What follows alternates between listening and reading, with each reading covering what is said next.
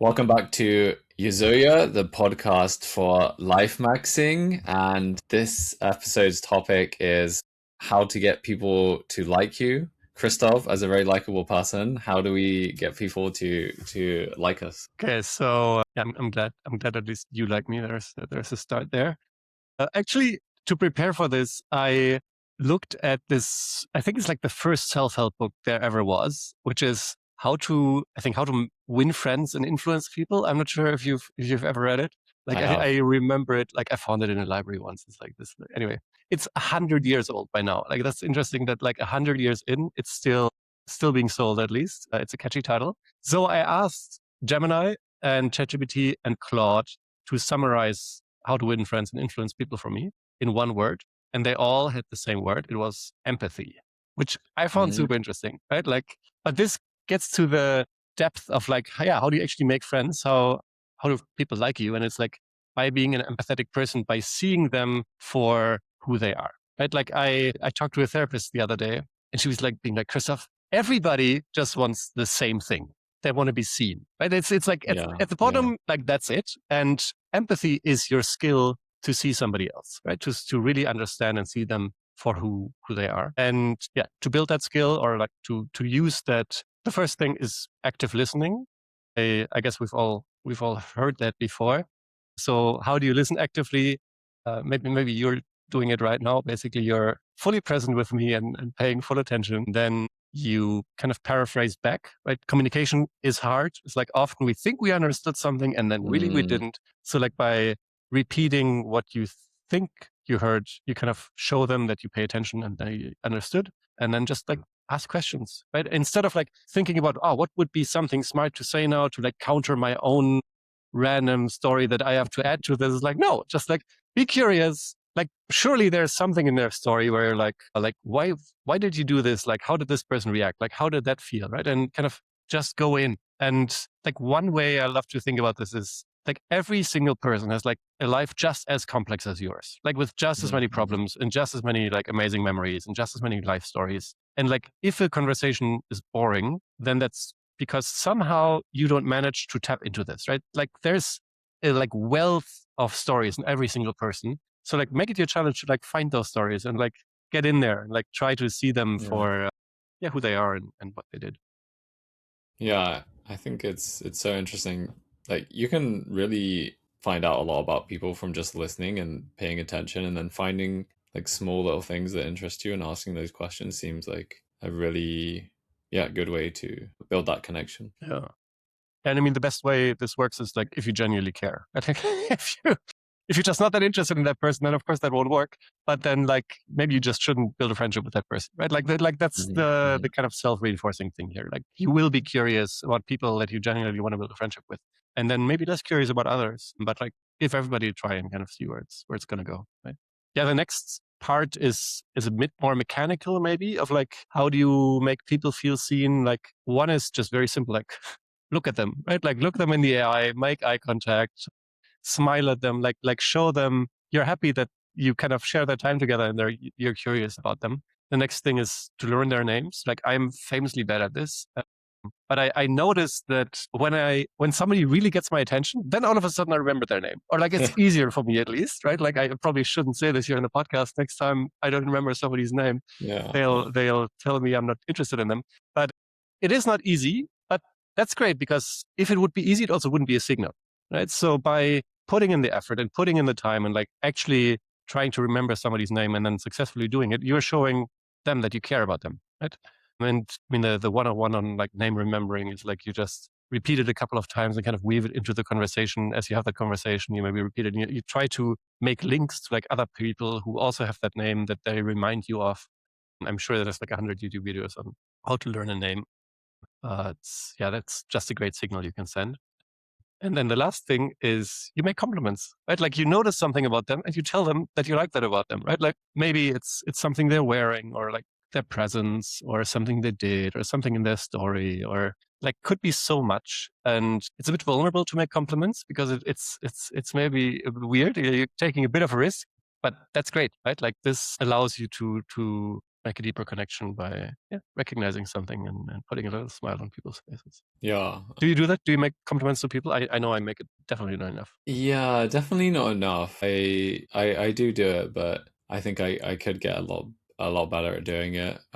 I do have a good one for the names though. I'm also not the best with names. It's so embarrassing when I forget someone's name, but what I started doing is you make a rhyme out of their name, so Oh, I love that. and then you can add some imagery as well. Trying to Like come up for a name with. Do you have a name for Christoph? no, but I mean I know you well enough that I don't need it. But for like new people you meet, like Jane the Chain or something like that. You just do I love it. anything, and then you just I love imagine it. them. I don't know, maybe they're wearing a big chain or something like that. Yeah, yeah. But it works well. That's the best one I found because this is like a problem I have, and that's the thing that's helped me the most. Actually, you can make it easier for people to remember your name by providing that as you introduce yourself, right? Like Yeah, I'm that'd be good Chris, idea. Chris like Chris so and so, right? Or like helping them make that connection instead of Yeah, them having to them. Actually, Cam the I'll try doing man. that.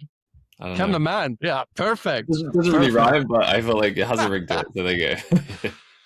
All right. Yeah, the next step in like this kind of whole empathy path is, well, if you see people, you also have to allow them to see you, right? And what that means in like non-hippie speak is if you only share like boring facts about yourself and answer questions with a yes, no, and then are silent, like that's not going to make for like a very good conversation, right? Like you want to share things about you that allow them to see like a full picture of you. Like maybe share your feelings about like how you're doing, right? Like next time somebody asks Mm, you how are you, and they're not in a supermarket queue, like maybe actually answer how you are, right? Or like at least a bit mm, more than you usually would. mm-hmm, mm-hmm. Allow to show imperfections, like where something isn't working or something you're not happy with. And the last thing that I'm famously bad at is also expressing your needs, right? Like maybe it's too loud right now on this networking thing. Hey, like, can we go over there where it's a bit quieter? Or I don't know, like just like things you need right now for yourself. Because on the one hand, you, again,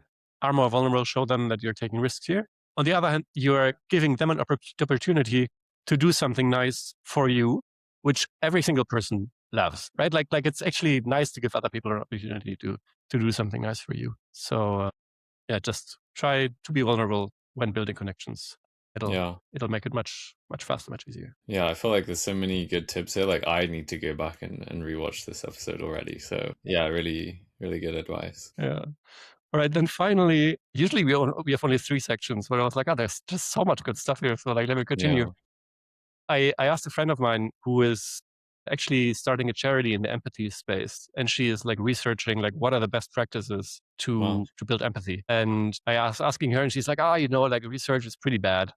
But like one thing at least that most of the research supports Mm. is the loving kindness meditation. So Yeah. I'm not sure if you've done those. Like it's in Vipassana, they do them, and some other practices they do them as well. And the way you do that is you just sit down and you wish yourself to be happy, to be healthy, to be free of worries, and like maybe some other mantra. And then once you feel this, then you do it again, and you wish it for a friend. And then once you did this, you do it again, but you wish it for somebody you don't like. No, and like kind of just expand the circle slowly. And thereby kind of slowly train your positive feelings and your kind of good wishes towards others.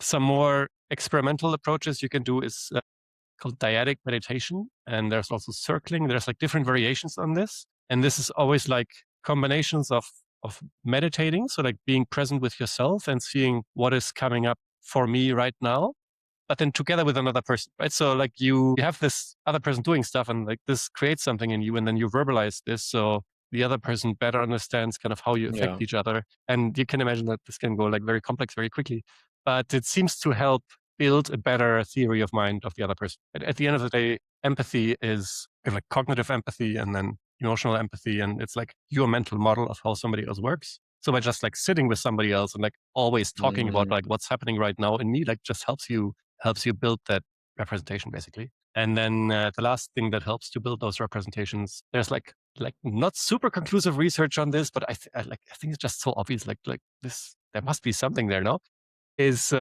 reading fiction and watching documentaries. Like Wow. empathy is a muscle in taking perspective, right? Like by taking more perspectives, surely that must do something to train that muscle. Like again, the research a bit inconclusive here, but I feel like it probably never hurt somebody to like read a bunch of fiction and like see the world from other people's eyes. Yeah. Yeah, definitely. I feel like actually some of the things that have been most valuable to me in this regard are like experiencing other cultures and Mm. understanding like the kind of like the background people are coming from in order to empathize with them more. Because I think when you don't understand it, it's very hard. But when you're actually within that culture, you feel it and you learn. So that's been a good way for me to get empathy as well. It's similar to like reading a book, right? You're just there. Yeah, exactly. Just more visceral, I guess, when you're traveling, right? I spent a year abroad during high school, and I think that definitely added to like this appreciation of different people and like just like traveling every time I do it. It's like, oh yeah, this is how the world looks like through other eyes. Yeah. All right. Well, if you feel inspired and want to do something now, I think small things you can try is just sending somebody a note of appreciation, right? Like something nice, make a compliment. I'm gonna try to build a habit around this. I think it's so nice. Maybe if you are in the habit of like talking a lot, not sure if that affects you, but sometimes it does for me. It's just like don't talk unless asked and like only ask questions. Like try to like really do this active listening thing and see how far you can get it before people look funny at you. Yeah, I think those are the two easy steps. Amazing. Yeah. Anything else before we wrap up here on how to get people to like you? No, I think only that it's kind of nice, no, that in order to get people to like you, you really have to like them, like Yeah. really understand them. I feel like there's. I'm glad it's not a more subversive or manipulative Yeah. way, but I feel like this really only works if you actually mean it, which makes it so beautiful. Amazing. Amazing. Okay. Great. Well, thanks for listening, everyone, and we'll be back next week. Do we have the topic for next week? Think it's gonna be well if people like you and you like them, the next thing is you kind of want to like build on this, do stuff together, like build a friendship. It takes time. Mhm, So the mhm. next one is going to be around that, like how to host, how to just meet people more often. Amazing. Okay. Thanks, everyone. We will see you next week. See you.